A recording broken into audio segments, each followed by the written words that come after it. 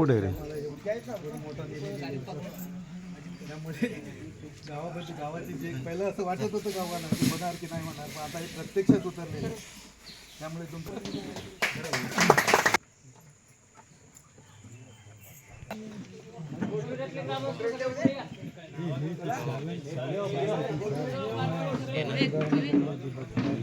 खाली आमचे राधापूर लांजा उमेदवार म्हणजे आमदार या ठिकाणी आलेले आहेत.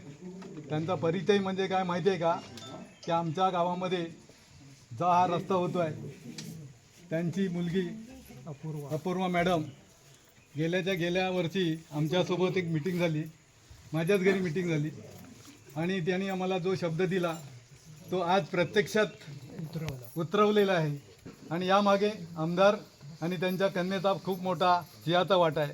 आज या ठिकाणी आपल्या गावाच्या वतीने, आपल्या सर्व ग्रामस्थांच्या वतीने, गोटिवरे ग्रामविकास मंडळाच्या वतीने मी आमदार आणि त्यांचे सर्व पदाधिकारी यांचं हार्दिक हार्दिक स्वागत करतो. आणि या ठिकाणी सत्कार समारंभ आम्ही इथे स्वतःचा आयोजित केलेला आहे, कारण टाईम आपल्याला कमी आहे. पुढे अजून दुसरीकडे त्या साहेबांना जायचं आहे.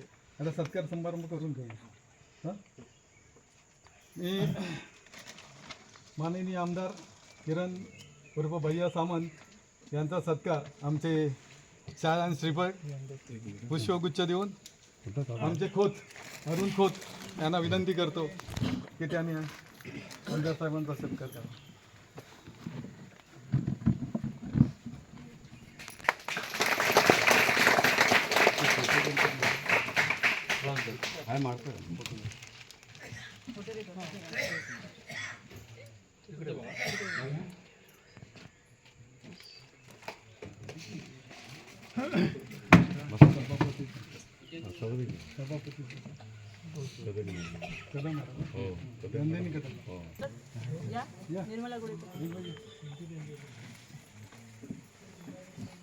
सभापती मॅडम तो नंदिनी कदम यांचा सत्कार सुलभा सुरेश गोडेकर याकडे. नारळ ठीक आहे.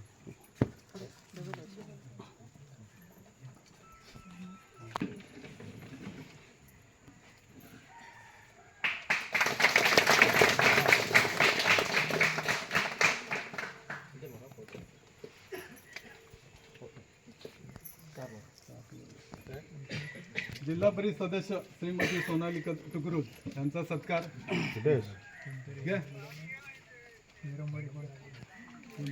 ओ खोत काका तुम्हीच करून ओ ठीक आहे ठीक आहे असू दे असू दे फोन कर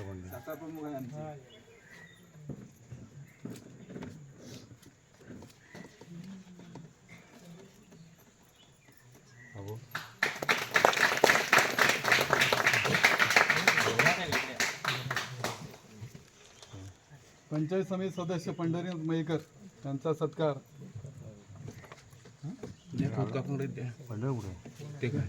आता कोण आहे?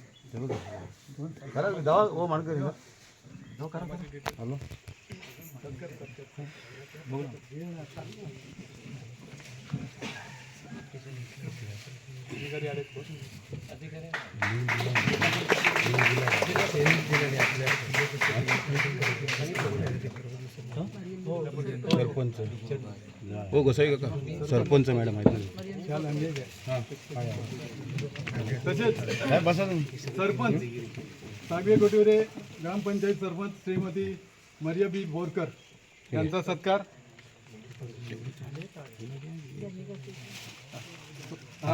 जिल्हा परिषद सदस्य सोनाली तुकरूज करतील.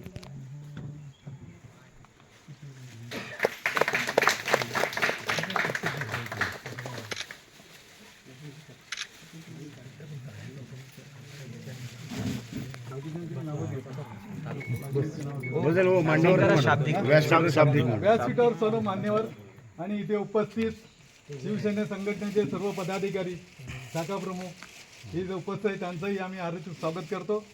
आपल्या ग्रामस्थाच्या वतीने, गोटिवरे ग्रामविकास मंडळाच्या वतीने आम्ही सर्वांचं स्वागत करतो. या ठिकाणी भैया सामंत ज्यांनी जवळजवळ आमचं महत्त्वाचं काम हातात घेतलेलं आहे. ह्या कामामुळे गणपती ठाणेश्वर मंदिराचा जो रस्ता होणार आहे, त्यामुळे आमचं स्वयंभू गणपती मंदिर हा उजेडात येणार आहे. कारण तिथे जाण्यासारखं कोणा लोकांना पाहिजे नव्हता, तो भैया सामांच्या सहकार्यानं प्रयत्नातून तो आता आम्हाला रस्ता तिथे होणार आहे आणि त्यामुळे आमच्या गणपतीकडे जाण्याचा रस्ता सर्व भाविकांना खुला होणार. हे मोठी उपलब्धी आहे. खरं म्हणजे आम्ही जेव्हा इलेक्शन होतं तेव्हा उदय सामंत मंत्रालयात भेटलो होतो या रस्त्यासंदर्भात. आमचं ते कात्रादेवी गोटिवरे आणि साखर असा जोड रस्ता मला पाहिजे होता, त्या संदर्भात आम्ही भेटलो होतो आणि आम्हाला आश्वासन दिलं होतं साहेबांनी की तुम्ही मला रत्नागिरीला भेटा, त्यांच्या PA सांगितलं होतं. पण कर्मयोगाने ते आम्हाला तो योग आला नाही रत्नागिरीत भेटायचा, योग आला नाही तेव्हा भेटायचा.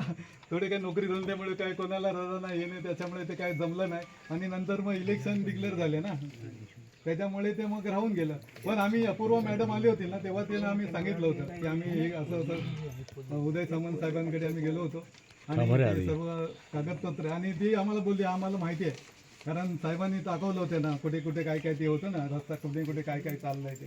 तर त्या बोलला की तुमचं ॲप्लिकेशन तिथे आलेलं आहे, मला माहिती आहे.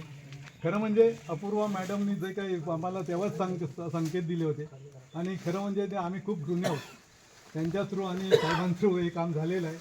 आणि मला वाटतं आता जी काय माहिती आहे की पूर्वी असं वाटत होतं की करेल की नाही करेल, पण आता तुम्हाला समोर चित्र आहे गावाच्या, हा सूर्य आणि हा इंद्र तसं जे म्हणतात ना, ते आता तुम्ही करून दाखवले. त्यामुळे पुढल्या टायमाला तुम्ही गावाच्याकडून आम्ही मुंबईकडून आम्ही जोर लावू आणि काही जे काय मध्ये काय थोडंसं गडबड झाली होती ती गडबड होणार नाही याचे आश्वासन मी तुम्हाला सर्वांचं एवढंच पाहिजे होतं. ठीक आहे, बघू काय असेल तर आपण निस्तारायला तयार आहोत, काय प्रॉब्लेम नाही आहे. होतं कसं एवढा मी पैसा खर्च केला आमदारने, हो, हो. तिथे मतावरती आणि त्याची जाणीव आम्हाला ऍक्च्युली आहे. आमदार आम्हाला विचारताय पण तिथे पैसा तुम्ही टाकलाय मतं कुठे पडतायत? नाही पडणार. काय असतं माहिती आहे का, अजूनपर्यंतचा अनुभव आम्हाला असा आहे की एवढे आमदार खासदार आले पण काय आम्हाला कुणी निधी दिला, एवढा पहिल्यांदा एवढा निधी आलेला आहे. त्यामुळे ही जाणीव ही प्रत्येकाला गावच्या ग्रामस्थाला असायला पाहिजे. नवी ते आहेच, ह्या दृष्टिकोनातून आपण हे सगळं प्रयत्न करायचं. लक्षात आलं का? ठीक आहे. मी फक्त आता साहेब तुम्ही थोडे 2 शब्द आम्हाला कोण नाव काय तुमचं? तालुका प्रमुख बोला. महाराष्ट्राचा आराध्य छत्रपती शिवाजी महाराज हिंदू सम्राट वंदनीय बाळासाहेब ठाकरे, आपल्या जिल्ह्याचे पालकमंत्री आदरणीय उदयजी सामंत साहेब, राजापूर लांजा मतदारसंघाचे आमदार आदरणीय भैया सामंत साहेब आणि व्यासपीठावरती सर्वच मान्यवर गोठवरी गावातील सर्व ग्रामस्थ बंधू, सर्वांनाच अंदाज आला असेल, गोठवरीतले सर्व ग्रामस्थांना आता अंदाज आला की काम कसं आहे आमदार साहेबांचं. आज संपूर्ण लांजा राजापूर मतदारसंघामध्ये भैयासाहेबांचं पाऊल लागलं आणि विकास काय असतो हे आम्हा सर्व राजकीय क्षेत्रामध्ये काम करणाऱ्या सर्वांना त्याची जाणीव झाली. आणि आज गोठिवरेच्या ग्रामस्थांनी जे काय बोलण्यात त्यांच्या आलं की अनेक वर्ष आम्ही अशाच प्रतीक्षेमध्ये असतो, कोणी पत्र देतात आणि नंतर मग त्या सर्व गोष्टी घडत असतात, पण प्रत्यक्षात आज काम सुरू करणारे असं एकमेव आमदार की ज्यांनी आज या गावामध्ये पाऊल लावण्यापूर्वी आज एवढा 60 लाखाचा निधी दिलेला आहे. आणि त्यावरून आपल्याला अंदाज येतोय की भविष्यामध्ये या संपूर्ण राजापूरमध्ये आज जी काही जनता भैयासाहेबांच्या पाठीशी राहून या आता ज्या झालेल्या निवडणुकासुद्धा, पंचायत समिती जिल्हा परिषदेच्या निवडणुकासुद्धा एकमुखी भैयासाहेबांच्या ताब्यात सर्व उमेदवारांना त्यांनी निवडून दिलेला आहे. याच्यावरून आपल्याला अंदाज येतोय की भैयासाहेबांसारखं नेतृत्व आज आपल्याला मिळालेलं आहे. भविष्यामध्ये सुद्धा या गावातील सर्व ग्रामस्थांनी अशा नेतृत्वाच्या पाठीशी राहावं. जी काही कामं आज मोठ्या प्रमाणामध्ये या भागामध्ये होतात आहेत, सागवे ग्रामपंचायतीमध्ये तर करोडोचा फंड सागवे ग्रामपंचायतीमध्ये आहे. कारण आज आम्ही हे भूमिपूजन केल्यानंतर आणखीन 2 ब्रिजचं भूमिपूजन आहे. बुरब्यामध्ये सुद्धा 2 आहेत. बुरबे गावसुद्धा अशाच पद्धतीने वंचित राहिलेलं गाव आहे. कारण त्या गावामध्ये आम्ही जेव्हा सुरुवातीला गेलो, पाऊस पडला की त्या गावापासून या सागवेपासून संपर्क तुटतो आणि कुठलंही वाहन किंवा कुठल्याही व्यक्तीला या पलीकडे येता येत नाही. अशा परिस्थितीमध्ये हे गाव बरेच वर्ष राहिलेलं होतं.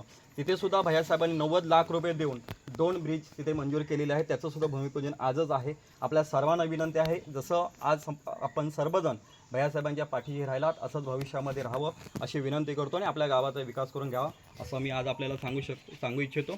सर्वांना धन्यवाद. जय हिंद, जय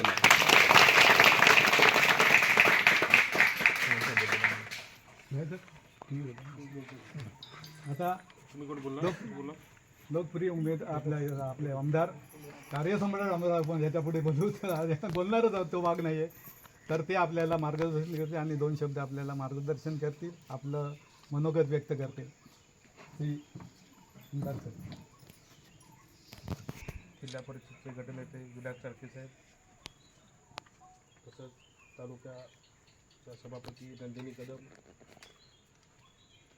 राजू कुरूप, रवींद्र नागवेकर, तालुका प्रमुख दीपक नागले, जिल्हा परिषद सदस्य सोनाली टुकरूल, पंचायत समिती सदस्य पंढरीनाथ मयेकर, सरपंच मरियमदी बोरकर, मुन्ना खामकर, शशिकांत सुतार, यशवंत कावतकर, वसंत साहेब, विद्याराणे, त्यांचं नाव घ्यावंच लागतं असे प्रकाश पारकर,